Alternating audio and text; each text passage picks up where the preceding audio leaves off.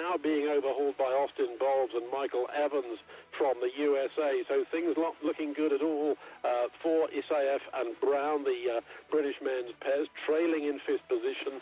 As is ever the case with semi-finals, only the first 3 positions will do. Only the first 3 across the line will qualify for the A final and a crack at the medals tomorrow. And after 1,250 metres, it's Romania all the way. These guys who were world junior champions in the Romanian 4 last year, so they're looking obviously to make it 2 in a row. But first they've got get through this semi, and they are looking very good indeed. Very strong and confident approach to the stroke. Big men, athletic, lots of levers, allowing them to compete with quite a low rate of striking, and behind them the other crews with higher rates, desperately trying to keep up.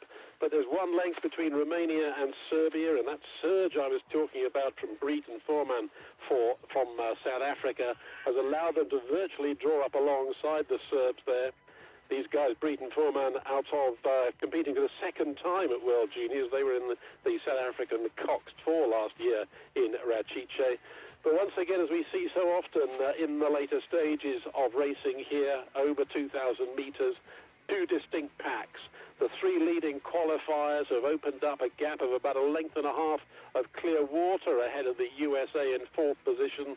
Somehow or other, the Hungarians have recovered. I thought they were dead in the water back at the halfway mark, but they've renewed confidence now, and Isaev and Brown trailing right back behind the field.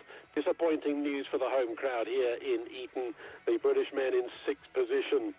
Isaev from Hampton School, just down the river from here. Andrew Brown from Yarm School up in the northeast near Stockton-on-Tees, which has in recent years developed as one of the great rowing schools up there in the northeast.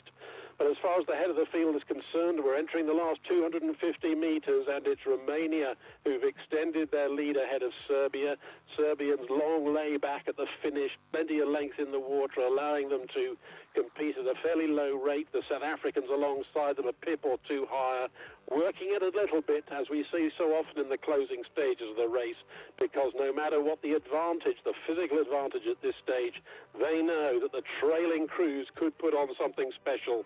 So we're looking to see the Hungarians and the Americans possibly increasing the rate, building for a sprint finish, try and come back on one of those positions with 150 metres to go. But they've got 2 lengths to make up, which is a massive margin. But the Hungarians are going for it, pushing it away at 43. Now, can they apply the work as well as the rate?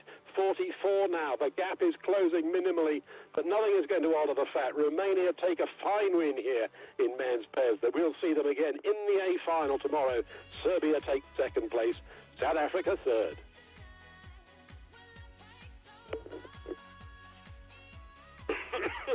Robert, thank you very much indeed. Great Britain coming home in 6th place. Oleg Isaev and Andrew Brown. Welcome home, chaps. But it's Romania, Serbia and South Africa who will go through to the A final.